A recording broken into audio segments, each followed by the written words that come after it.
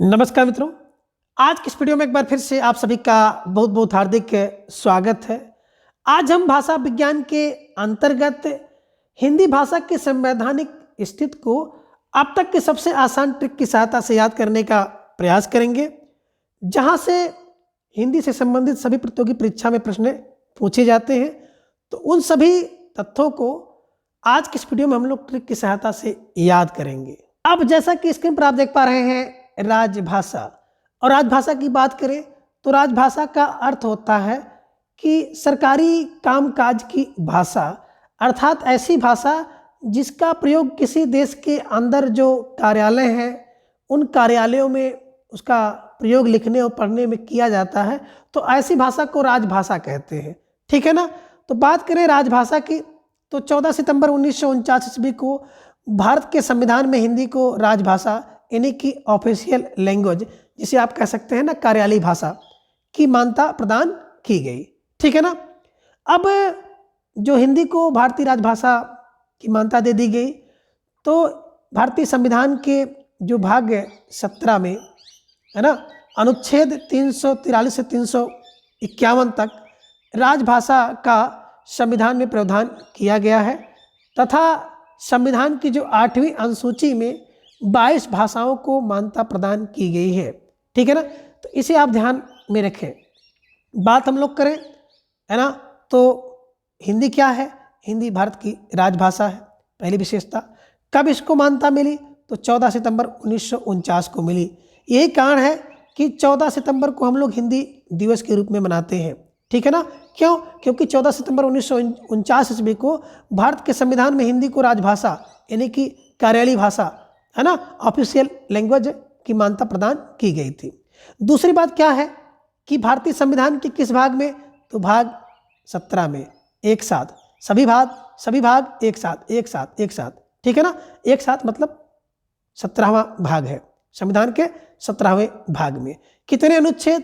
तो अनुच्छेद इसको मिले हैं 343 से 351 है ना। अनुच्छेद में राजभाषा का वर्णन किया गया है, या आप कह सकते हैं राजभाषा का प्राविधान किया गया है, ठीक है ना। अनुसूची 8वीं अनुसूची में।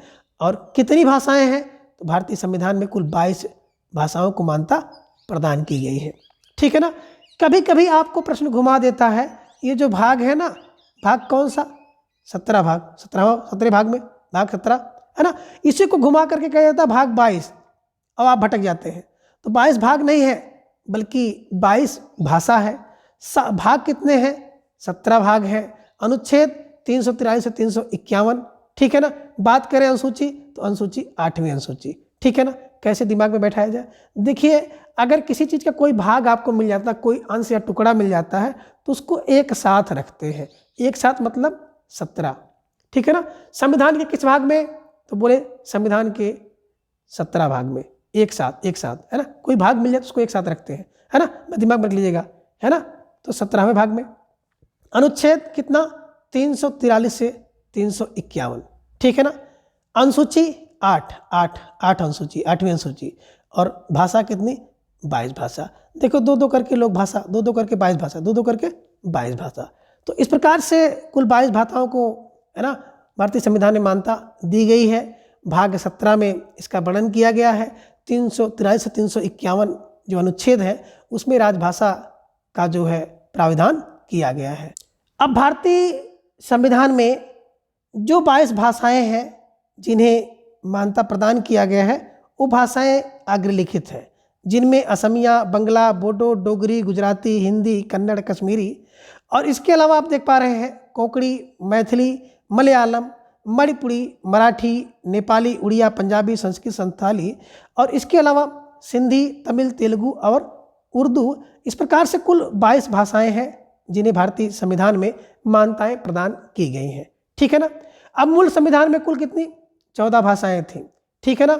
21वां संविधान संशोधन अधिनियम 1967 में क्या किया गया? सिंधी को जोड़ दिया गया, और जब सिंधी को जोड़ दिया गया तो कुल भाषाओं की संख्या हो गई 15।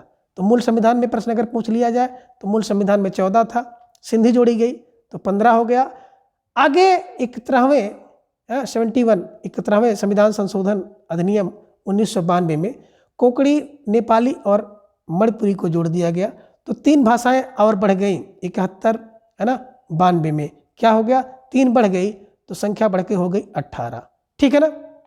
आगे फिर 92वां संशोधन अधिनियम 2003 में क्या होता है, बोडो, डोगरी, मैथिली और संथाली ये 4 भाषाएं और जोड़ दी जाती हैं, तो इनकी संख्या 18 4 22 हो जाती है, जो कि अब वर्तमान स्वरूप में प्राप्त है। ठीक है ना, 22 भाषाएं। कैसे दिमाग में रखेंगे, तो देखिए पहले तो 14 था मूल, ठीक है ना, कोई बात नहीं है।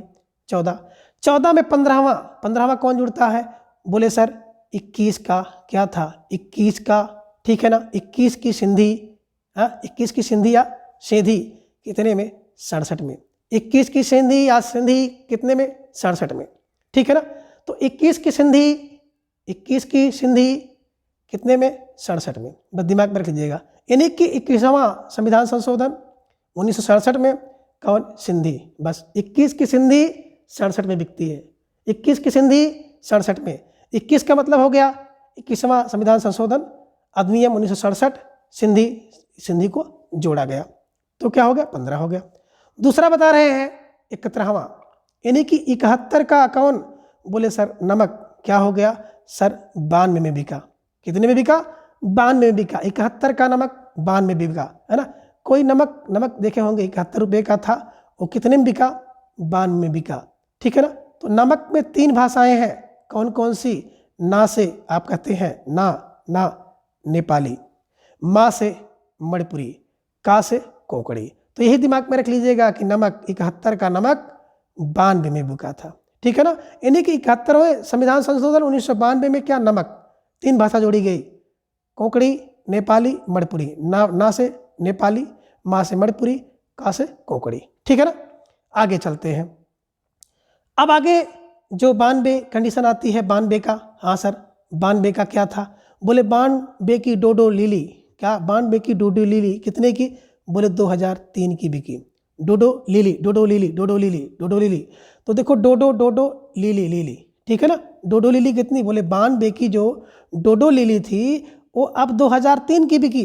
तो डो से डोगरी, डो से बोडो, लीली से होगा मैथिली और संथाली। ठीक, कितने में, बोले सर जो 92 की डोडो लीली थी वो 2003 में बिकती है। तो कहने का आशा है कि 92वां संविधान संशोधन अधिनियम 2003 में 4 भाषा कौन, डोडो लीली, बोडो, डोगरी, मैथिली और संथाली जोड़ी गई और कुल संख्या जाकर के बढ़कर पहुंच गई 22, जो कि वर्तमान समय में है। ठीक है ना। तो ऐसे दिमाग में रख लीजिएगा, कभी कोई प्रश्न बन जाता है। ठीक है ना। 21 की सिंधी 67 में मिली। ठीक है ना। दूसरा क्या हुआ, 92 का जो 71 का नमक 92 में मिला। ठीक है ना। 71 का नमक आपको 92 में मिलता है। ठीक है ना। 92 की क्या डोडो लीली आपको 2003 में मिलती है। बस ऐसे दिमाग में रख लीजिएगा, आसानी से याद हो जाएगा। ठीक है ना। चलिए अब आगे देखेंगे संविधान संबंधी कुछ उपबंध हैं जिन्हें हम लोग टिक की सहायता से याद करेंगे। अब आगे राजभाषा हिंदी की संवैधानिक स्थिति जिन्हें हम लोग देखेंगे। कभी कभी अनुच्छेद और कौन सी बात उसमें कही गई है इसके बारे में प्रश्न पूछा गया है, तो इसे भी ध्यान में रखना बहुत जरूरी है। बात करें अनुच्छेद 120 की, तो संसद में प्रयोग की जाने वाली भाषा है। आप कह सकते हैं कि संसद में कितने, बोले सर संसद में 120 लोग बैठ सकते हैं। ठीक है ना, एक ट्रिक है, संसद में 120। दूसरा अनुच्छेद 210, तो 210 की बात करें तो विधानमंडल में प्रयोग की जाने वाली भाषा है। विधानमंडल में कितने, बोले सर 210 लोग बैठ सकते हैं। ठीक है ना। संघ की बात करें 343, संघ की राजभाषा, तो 343 क्या है, संघ की राजभाषा है। संघ कितने, बोले 343, 3 4 3, 3 4 3। बात करें अनुच्छेद 344 की, तो राजभाषा के संबंध में आयोग और संसद है ना, 3 4 3 4 3 4 4 4 क्या है, बोले 4 4 आयोग और संसद, 4 4 आयोग और संसद, यानी 4 4 आयोग और संसद क्या है, बोले 4 4 4 4, यानी कि राजभाषा के संबंध में आयोग और संसद, आयोग और संसद, आयोग और संसद क्या है, बोले सर 4 4 4 4, यानी कि 344 में। ठीक है। 345 की बात करें तो राज्य की भाषाएं क्या है, 45 भाषाएं। राज्य की कितनी भाषाएं, बोले 45 राज्य की भाषाएं। 46 बात करें, 46 यानी कि 4 6, जिसे आप कह सकते हैं चौका छक्का। अब एक राज्य का दूसरे राज्य के बीच में क्या होगा, मैच होगा, मुकाबला होगा, तो क्या होगा, चौका छक्का चौका छक्का चौका छक्का गिना जाएगा, 4-6। 4-6 मतलब एक राज्य से दूसरे राज्य के बीच की, है ना, पत्रादि आज जिस भाषा में किया जाता है, ठीक है, वो 46 में वर्णन किया गया है। तो 46, ठीक है ना, एक राज्य का दूसरे राज्य के बीच। ठीक, आगे है 47। 347 की बात करें तो किसी राज्य की जनसंख्या किसी अनुभाग द्वारा बोली जाने वाली भाषा के संबंध में विशेष उपबंध किए गए हैं। तो साथ साथ क्या करो, साथ साथ जनसंख्या का भी ध्यान रखो, साथ साथ जनसंख्या 7-7 जनसंख्या, यानी कि 47 में जनसंख्या की बात कही गई है। बात करें 48 की तो 348 की बात आती है, तो क्या हो जाता है 48 उच्चतम न्यायालय और उच्च न्यायालय और उच्चतम न्यायालय। 48 चक्कर किसका, न्यायालय और उच्चतम न्यायालय, न्यायालय और उच्चतम न्यायालय। उच्चतम न्यायालय का चक्कर बोले कितना, बोले सर 48 चक्कर, 48 यानी कि 48 में क्या हो गया, उच्च न्यायालय और उच्चतम न्यायालय की, ठीक है ना।